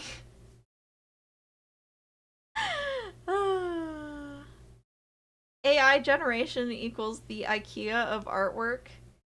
No, AI generation is a lot more like a microwave rather than like actually cooking. It's more like a microwave meal. It's taking something that someone else has already made and heating it up. Yeah. It's just not gonna be as good as the real deal, you know? Alright, we're almost done. Literally 20 seconds left. And if you'd like to see more of me, I do also stream Yes, art, support educational Squeegee. adjacent content here and on Twitch. But anyways, I'll see you later. Take care, fellas. Alright, yes, please support Squeegee. That was a very great video, and honestly, I'm glad that Squeegee made it so that I didn't have to finish my video script. But yes, I did. I have a little bit of a different take. But that's fine. Because, I mean, people are different. I don't think that EG condones harassing people who copy, for sure. Obviously, EG made it very clear in the video to not harass people who copy. But I think I just have a little bit of a weird take where I would still encourage them to make art. Even if it's art that, they can't sell, or like, they can't exactly claim as their own. If tracing brings you more happiness than creating original works for now, I say still do it. Which, do not sell it. Do not claim it as your own. But like it's the same as like doing a coloring book, but you're the one who's creating the page. So if that's genuinely like a good creative outlet for you, um do it. If you're a tracer or a copier who feels like you're not confident enough in your own ideas, I would definitely ask yourself why. Why do you feel like you can't put your own ideas out there? Why do you feel like you need to lean on other people's designs and you're like defending tooth and nail um, this original OC Do Not Steal that's really just a recolor of Sonic, you know? Chances are you're probably like 13 years old. But if you are genuinely someone who's like for years just like not been confident enough in your own ideas. I come across a lot of people who are just like, I love drawing, I just hate coming up with my own ideas, my own poses, my own stuff. At that point, I'm just like, okay, like, there's still room for you here. You know, I would say find photos you really like and draw those in your own style. Like, not everything you make has to be 100% original, but like, then post the photograph next to your version of it so that people can see what you referenced. There's ways to do it without being immoral about it. That being said, if you are a VTuber, back to VTubers, if you're a VTuber and you're looking to have a VTuber persona with all the bells and whistles, including selling merch, including having the VTuber persona represent you online, you need it to be an original character. Really do. And if you don't like coming up with an original character, and you don't want to have to do the analysis that we were talking about earlier about like, oh, why do I like Calliope? You don't want to do that, then hire someone. Concept artist. Hire me. I could help. Um could, could hire Squeegee. We both work. um but yeah. I think it's interesting because I think some people genuinely don't enjoy it, and other people just don't enjoy it because they don't find themselves good at it yet. So I'd encourage you to keep at it. You're not like confident in, um because maybe eventually you will be. Um and how far back could I go in my I don't remember when I stopped using my legal name and started using Lorelei Alto as a pseudonym, so I can't exactly show you guys some of my old works. I didn't start as a character designer. I started as a video game fan artist because I didn't. I mean, I had OCs, but I was so embarrassed of my OCs that I didn't really post about them. So I just drew like Link and Pokemon and like stuff like that because I wasn't confident in my own ideas. And my whole goal was to make it look exactly like Ken Sugimori or other, I don't know the Zelda concept artist's name, I'm sorry. But my goal back then was to make it look as technically good as possible rather than make it look like my own. And I would just really want to encourage you're at that you're at that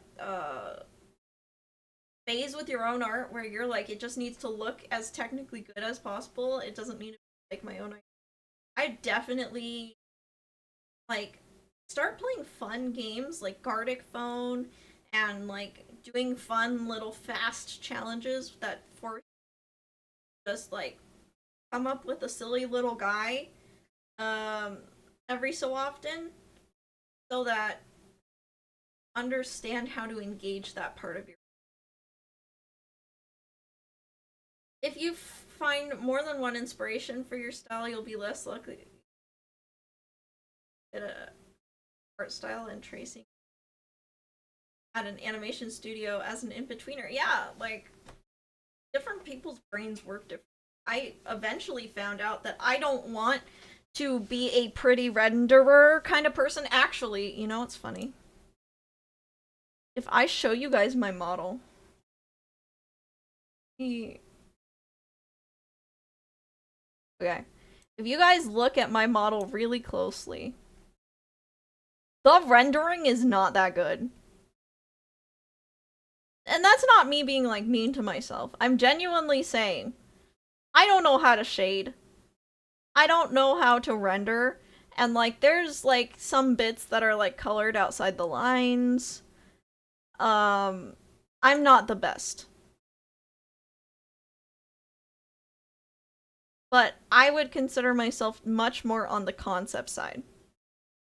I really like coming up with um character ideas. And so when I realized that I'm more of the ideas kind of person,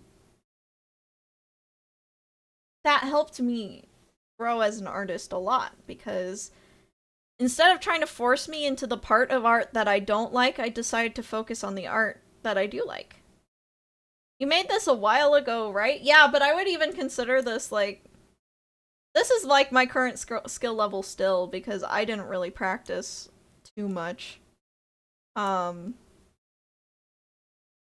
so I mostly draw like silly doodles now. Like the most recent thing that I have drawn is just little goober art of Minuet, you know. So find my most recent uh